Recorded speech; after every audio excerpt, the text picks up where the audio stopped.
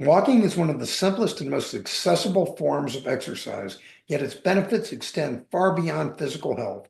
From boosting mental clarity and emotional well-being to fostering creativity and social connections, a regular walking routine can transform multiple aspects of life. What makes walking such a powerful habit, and how can people incorporate it into their daily lives for maximum impact? As a part of this series, I've had the pleasure of interviewing Jillian Beck-Rogers of Jillian Health and Wellness. Jillian is a certified health and wellness coach who helps women preparing for motherhood uncover what to eat, how to make movement a natural part of their routine, and strategies to stress less so they can feel strong, healthy, and prepared for pregnancy, motherhood, and beyond. Through her one-on-one coaching program, she provides holistic, personalized support to help women nourish their bodies, manage stress, and stay active, whether they're trying to conceive, navigating infertility or IVF, pregnant, or adjusting to life postpartum. Her mission is to empower women in their health and help them feel supported every step of the way. To learn more about Jillian and to grab free resources, check out jillianhealthandwellness.com. Jillian, thanks for being here. Thanks so much for having me, Stanley. Excited to You're be here. you're quite welcome.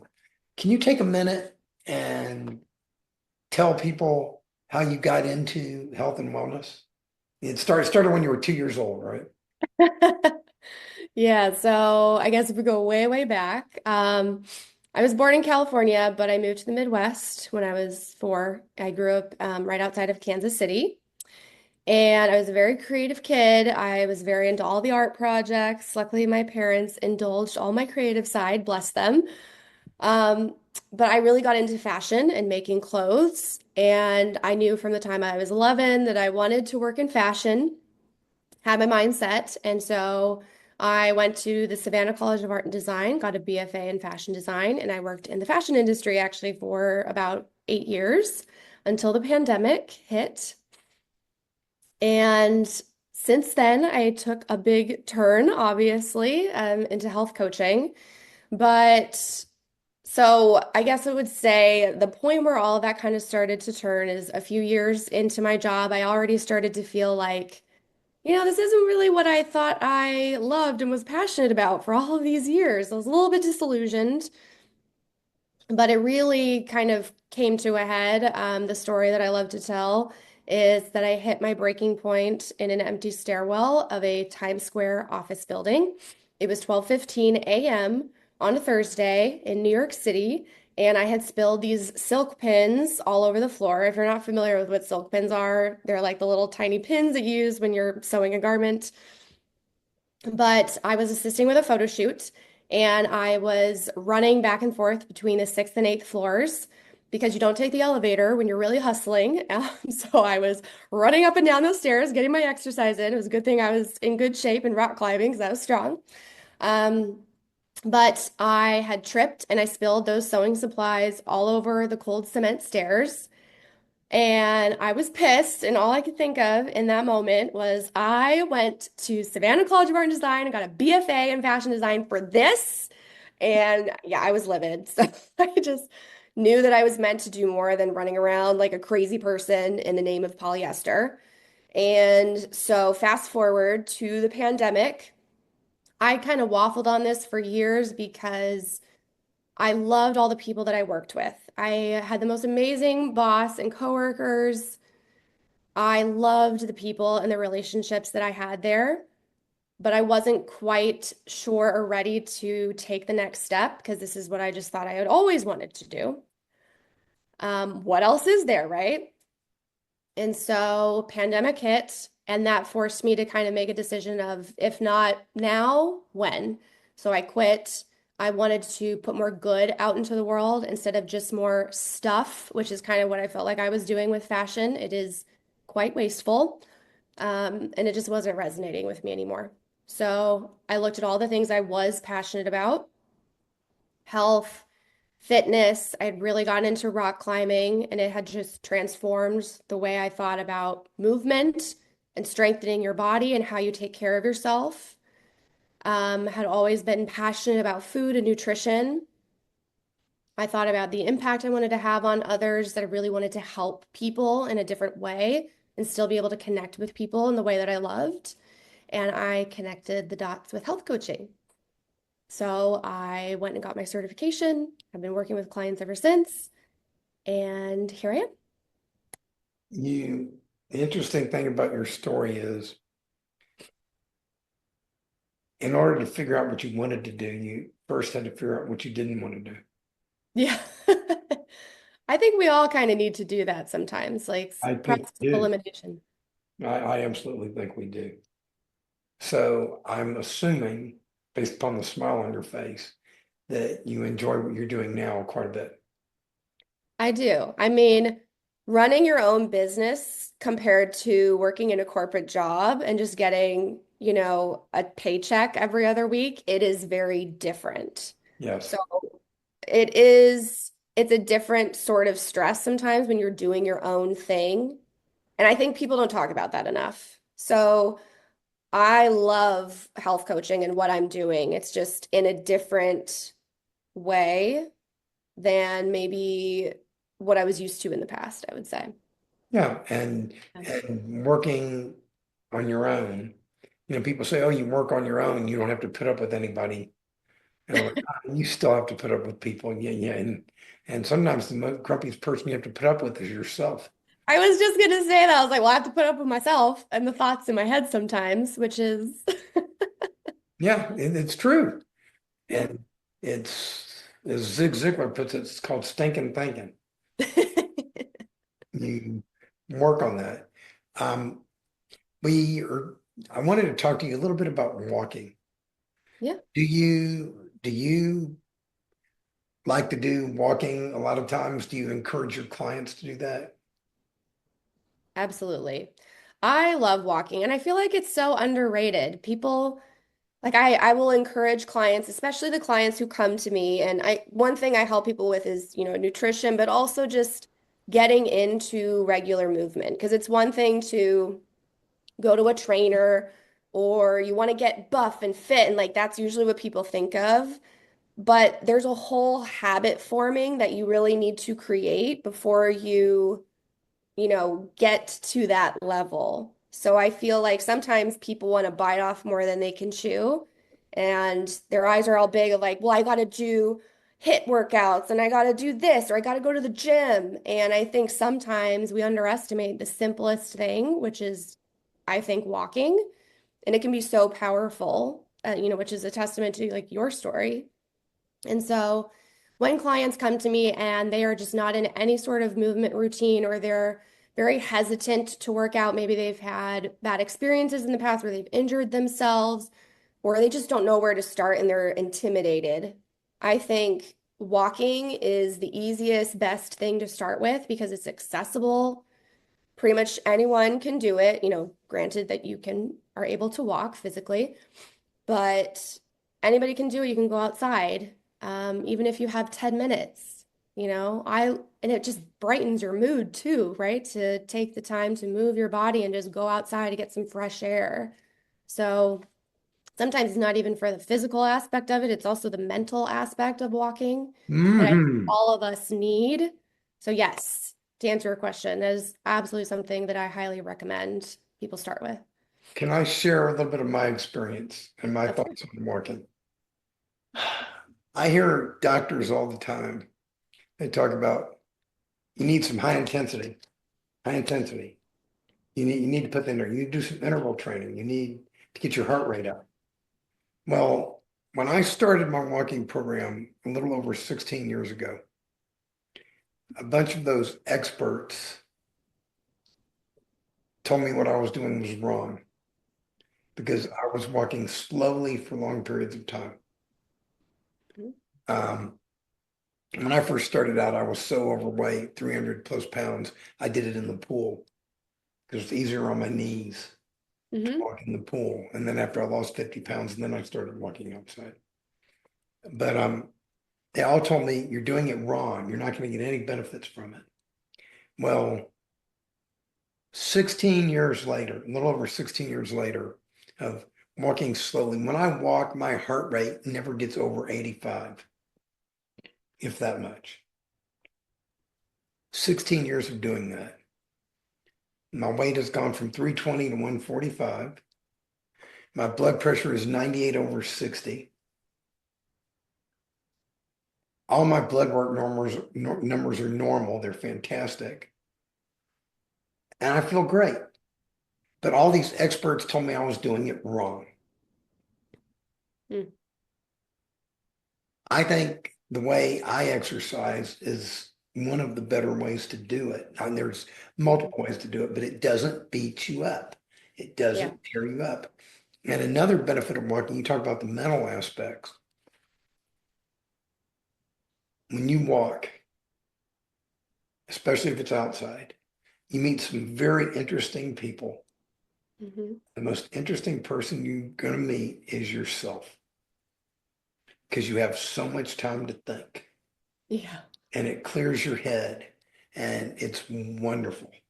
And I cannot recommend it to people enough.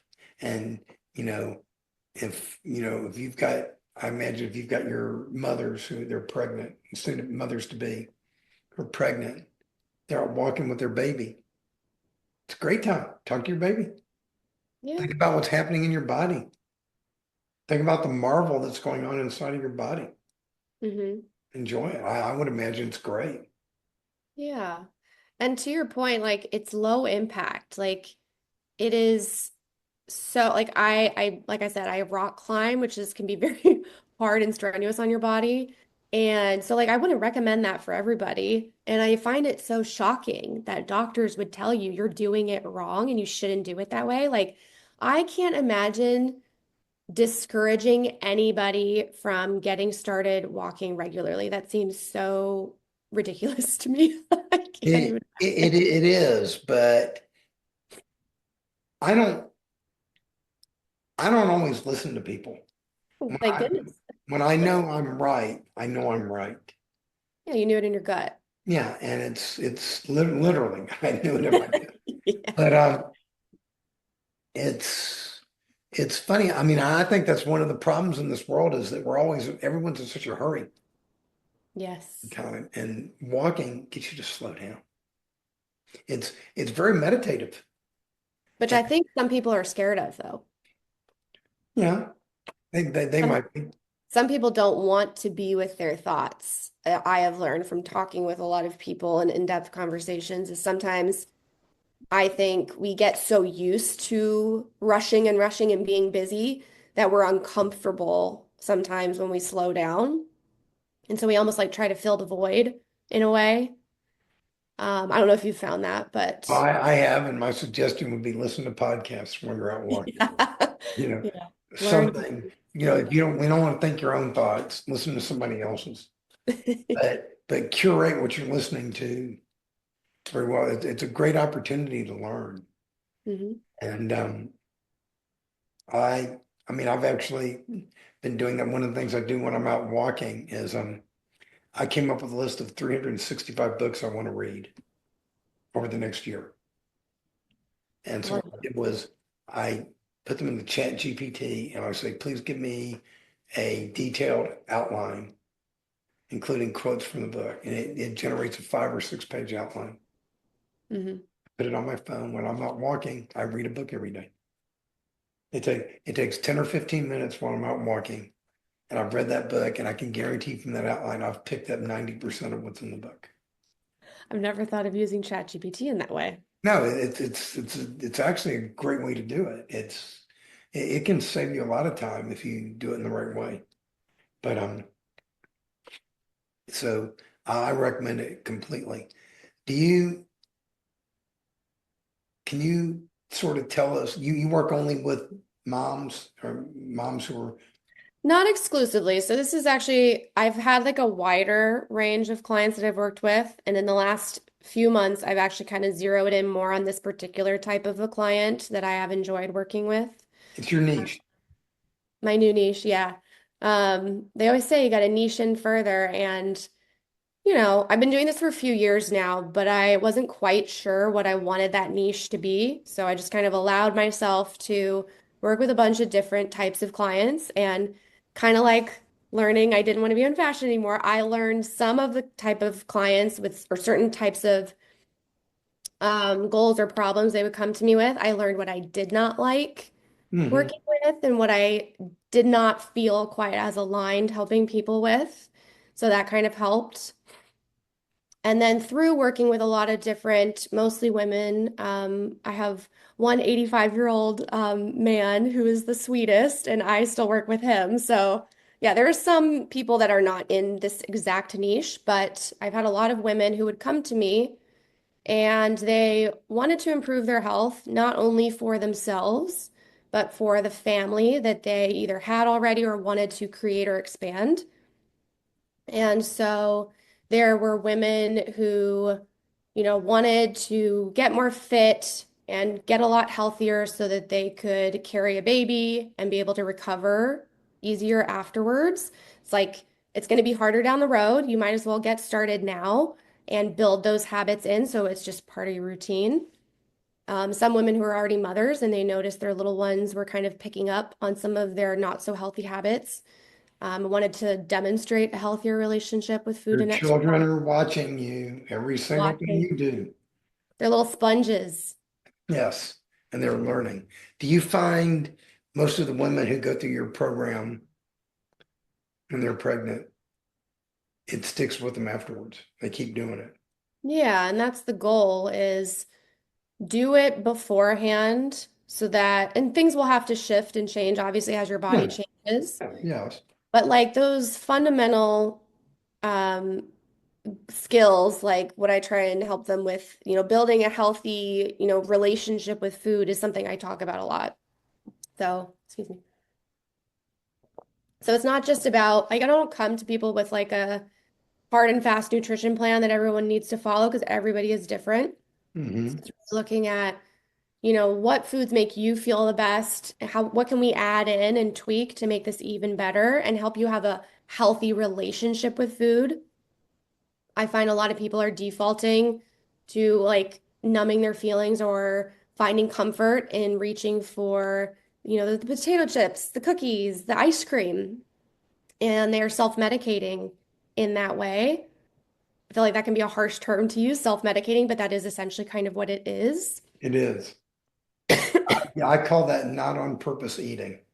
Yeah, There's people, especially us, we in America, we've forgotten what the purpose is of eating.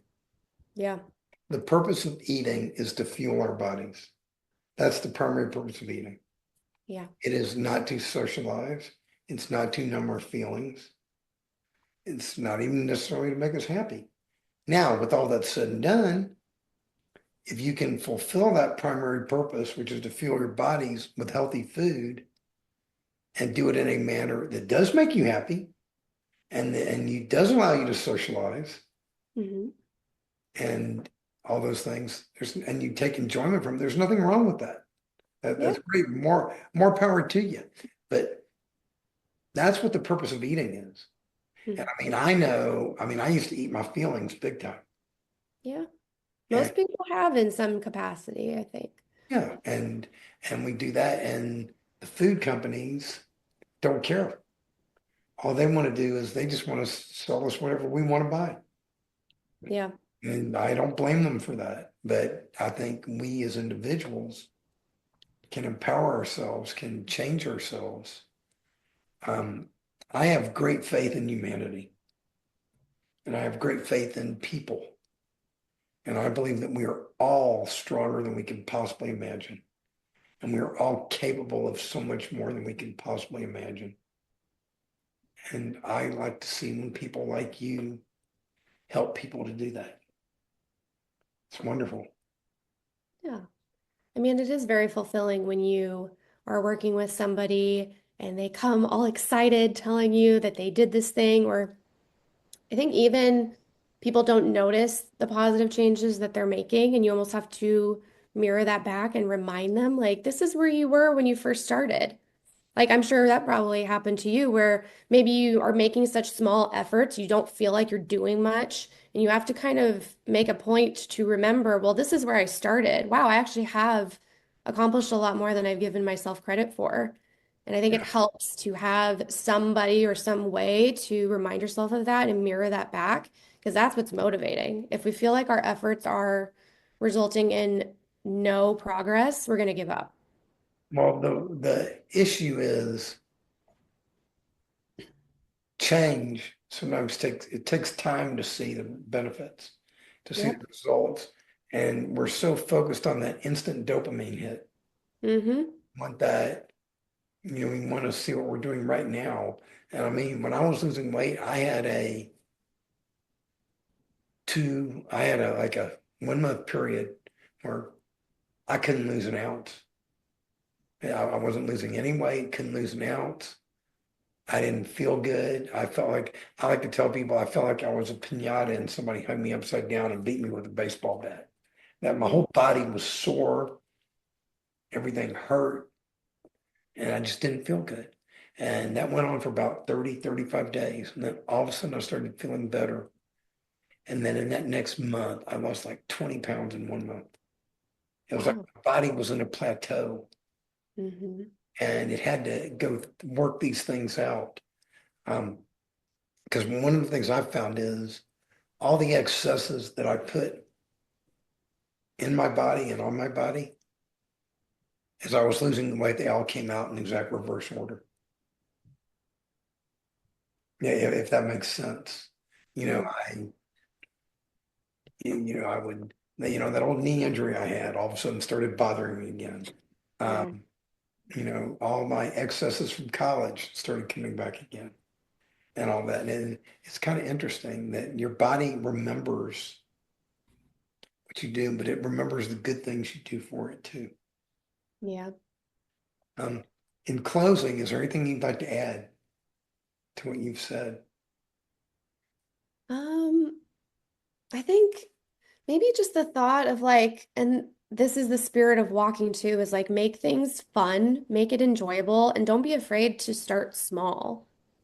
Because again, like kind of going in with what we were just saying, where sometimes we feel like the small things don't add up fast enough. Just want to like tell people it's okay to go slow. I know it's not what people want to hear. We all want that. And we were talking about this. We want the instant fix. We want the instant fix. We want the magic pill. What's going to just do it for me right now? And it's okay to take things slower and for it to take time. And I think, I mean, studies have even shown things that we have to like work for and wait for. It actually like is more, we're more appreciative of it in the outcome.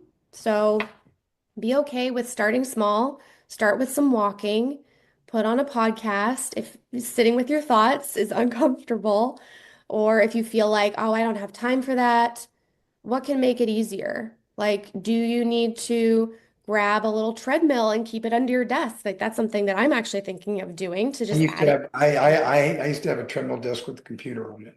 Yeah. I don't do it anymore. I moved the computer away from it. Um, just because I did it, I chose to.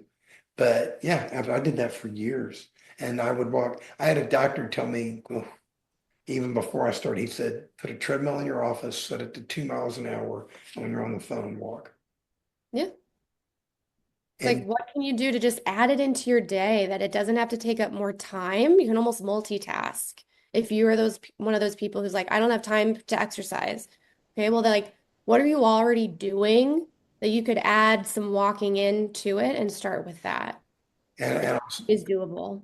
I'll say something else. You don't have to do a lot.